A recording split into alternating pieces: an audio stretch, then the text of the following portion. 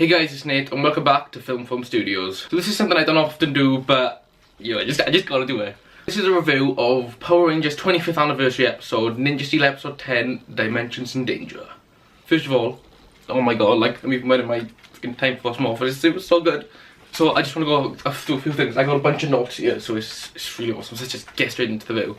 It was absolutely amazing. I loved it. I literally got up early this morning. I watched it twice. I just finished watching it like 10 minutes ago. Because it only just came out, let's face it, UK is shit when it comes to anything. You know, they just don't release stuff. First of all, I want to talk about episode 9, because I watched episode 9 and I was like, oh my god, this is really cool, and I felt really nostalgic. First I want to talk about the themes. I don't know whether they did this in like the first half of Super Ninja Steel or in Ninja Steel, but I just thought it was really cool, so I wanted to point it out. Just the themes. So when the episode first started and the Rangers were walking to school, it kind of had like the Power Rangers theme, and like kind of like the way it was in Mighty Morphin when they were going to school, and it was like really like subtle, but like it was there. Also, Victor and Monty, their theme was a lot like Bulk and Skull, and I can't remember if there was any other episodes. I haven't checked. I probably should have checked. But no, I just really liked that because it sounded a lot like the bit like the Bulk and Skull theme. It was really cool. Madame Odious as well, her theme sounded a lot like Rita Repulsa's old theme, and like just this stuff together, it's just so cool. Like just, you know, because this is what I used to like watch. But to inherit these things is really cool. And also, you guys all noticed it when they first morphed, and you had that theme. Oh my god, that was so cool. I'm gonna play a clip. Today's your chances of destruction. It's morphin' time. Power stars, lock in.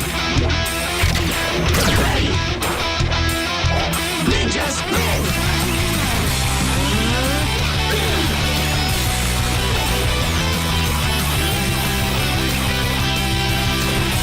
Ninja Rangers, fear no danger. Oof, it's so cool. And then of course, midway through the episode, you see these mysterious figures coming out the dimensional portal, and at the end, you see that the middle one is Wes, the Red Time Force Ranger. Anyway, moving on to the main episode, Dimensions in Danger. So I thought you'd kind of like fade into things, but no, the first character you see, the first person you see is none other than Tommy Oliver driving up to his house in Reefside. He's still living in Reefside, which I think is really cool, and he's got a kid. I mean, like, I seen the bike and I was like, is that his kid? Because he said something like, I'm going back from the dojo, I'm coming back from the dojo, I'm going to take JJ to school. So he has a son called JJ, for starters. I wonder who that was. Is it with Kimberly? Is it with someone else? Is it with Haley? Who knows? That was really cool to get a little Dino Thunder reference. And I mean, you know, like Wes says, go to Reefside, so it's still Reefside, you know, it's still that's it. Oof, so good. Right. When Tommy gets captured, the guy who captures him and the main big bad for this episode is called Lord Draven. Now, whether that's something to do with Lord Draken, who in the comics, the Shattered Grid comics, he's like goes through to different Ranger teams and, you know, tries to destroy them, which is, you know, kind of the same concept of this. Whether there's a link to that at all, I have no idea, but you know, it's pretty cool, so I'm not going to complain. The next thing I want to talk about is Draven's Fortress. It's the first like time we see the Rangers he's captured. So Antonio, Rocky, Kat, Gia, Trent, TJ. I mean, this is a really cool collection of like Rangers, and obviously I know they can't get every Ranger, but I feel like the collection they've got is really cool. And when I saw the trailers, I was thinking, why would somebody just make those Rangers in the army? Like, isn't that a big coincidence that, you know, it's the same Rangers in the episode? But the fact that they're harnessing their power to make the Rangers, I think that was pretty cool. And like, that's something the Power Rangers really nailed, because they never really nailed stuff. I mean, let's be honest, they never really nailed stuff like that, so you know. After this, we see the first dimensional barrier getting broken, and at first I thought Fortnite Rift. You know, it's basically Fortnite Rift, but you know, it was still really cool. It was still, you know, you've seen the barrier breaking, like the kind of sky crumbling down, and I genuinely thought that was really cool. So the first real battle we see is just the Ninja Steel Rangers, and at first I was like, oh come on, we have all these legends, and you're really just gonna have a battle with just Ninja Steel? But then midway through I was kind of like, this is their episode, just have the battle with just them in it. That's actually really cool, and I don't know why, but I just really enjoyed it, just because I was thinking it is their episode. You know, it's part of their season, so just to have the mini fight there of just them, I thought that was really awesome. So then Wes, Gemma and Tommy finally break out the other Rangers. When they get broken out, Rocky addresses Wes, and I'm just thinking like, they must be close, because they all met in the Forever Red episode, but that was Jason and not Rocky, so if Rocky knows Wes, then there must be like some connection. And then just as they're all leaving, the evil robotic Tommy stops Tommy in his path to fight. It's actually the second time that it's been a Tommy versus Tommy, because if you guys remember, in the Wizard of Deception episode of Mighty Morphin Power Rangers, Tommy, his present self as White Ranger fought a past version of Green Ranger that the Wizard of Deception made. We saw White Ranger versus Green Ranger, so this is kind of the same thing, you know, it's Tommy versus Tommy again. I would just like to point out that I do remember that in Dino Thunder he fought his past Ranger selves. However, at the time of filming this, it completely slipped my mind, as I was thinking that in Mighty Morphin Power Rangers they were both Tommies and then morphed, whereas in Dino Thunder they were kind of just dreams and they never actually demorphed into Tommy, they were only the Rangers. But anyway, let's just continue with the video. I need to brace for this, okay, before I say this, because it's Boy Siggy Agaradig, the Master Morpher. The Master Morpher was essentially the Mighty Morphin Morpher, only it was chrome, chrome gold, it was like proper shiny. They didn't say Power Rangers, they said like, it just had like this like kind of pattern on it. They didn't say it was green, and that was awesome, because he got to basically morph into any Ranger he wanted, just with, you know, just with this. So he was like, you know, 0 Ranger 5, blah blah blah, you know, it was just, oof, it was so cool. I just really loved it, because he was like, you know, he said the things, he said 0 Ranger 5 red, he said Tiger Zord White Ranger power, he said Dragon Zord Green Ranger power. You know, so it was just really awesome. He's like, if you don't have a Master Morpher, you cannot beat me. And then he's like, whoa. Let's move on to something that, you know, it was a bit stupid, but I just feel like, you know, that's what Power Rangers has got to. And this episode was really awesome, so I mean, it would be wrong to not add a bit of the Power Rangers quirkiness into it. So the way they tried to stop Lord Draven from getting the box, they tied Brody to it, to throw the rope out for Preston's Dragon Zord to catch, for Preston to fly away, and then for the rest of the Ninja Steel Rangers to have this sort of like wingsuit, which it just looks like a coloured bed sheet they're attached to by their legs and feet, and just to majestically glide away. Yeah, I feel like it wouldn't be Power Rangers if that wasn't there, so you know.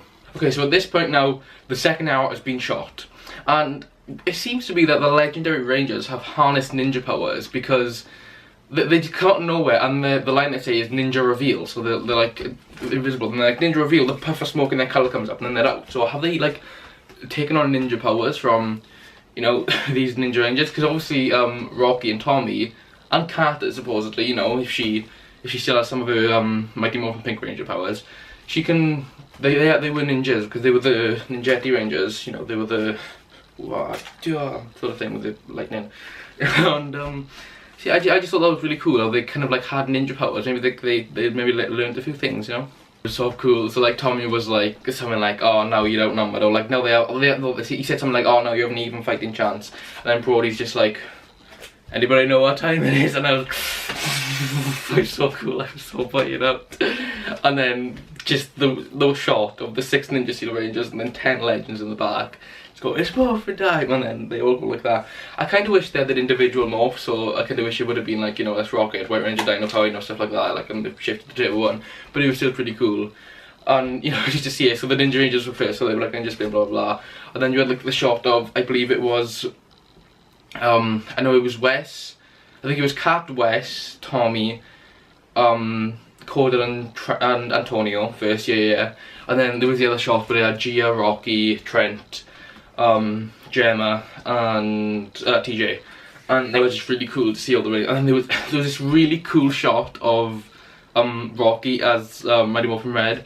And he said a line, but it was just so cool because it was like a really high quality version of like the Red Ranger with like a really awesome background. It's probably gonna end up being my new background on my PC. When that entire morphin sequence happened, I just had chills. Like whenever a Ranger got revealed, like especially with Tommy, I got chills. But when they morphed, I was like, ooh, that's so cool. I mean, the final battle, that was amazing. Like seriously, what a great way to get use out of all the Rangers they had. You know, they didn't like the Legendary War.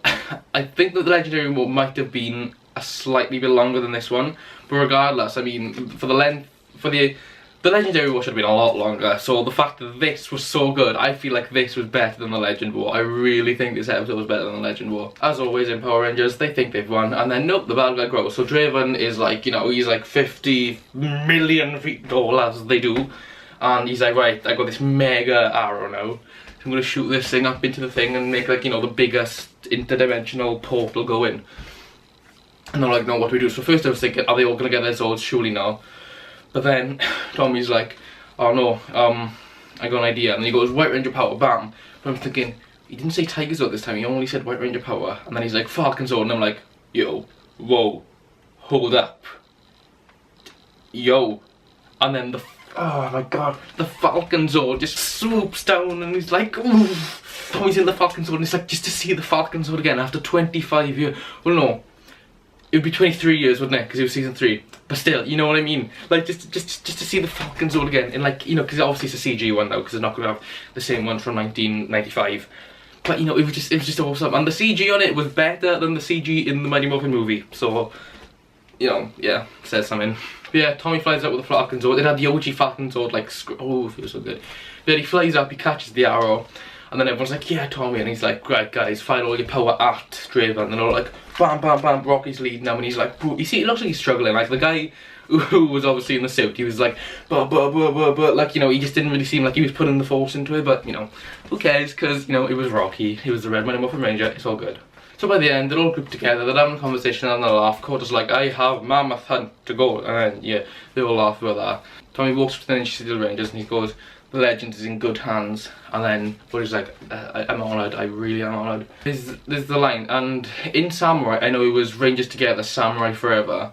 But they kind of changed it up to be like more of a universal Ranger thing, but it was Rangers Forever, Defending Together. And I thought that was really cool, because they made it like a, not just a specific series thing, but like a, you know, an entire series of Ranger things.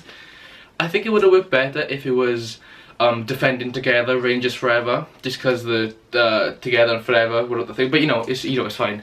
It's fine. Maybe even Rangers Together, Defending Forever. That'd be pretty cool, because you know that kind of says like, oh, no matter what goes on, the Rangers will be there to fight. But you know, it's cool.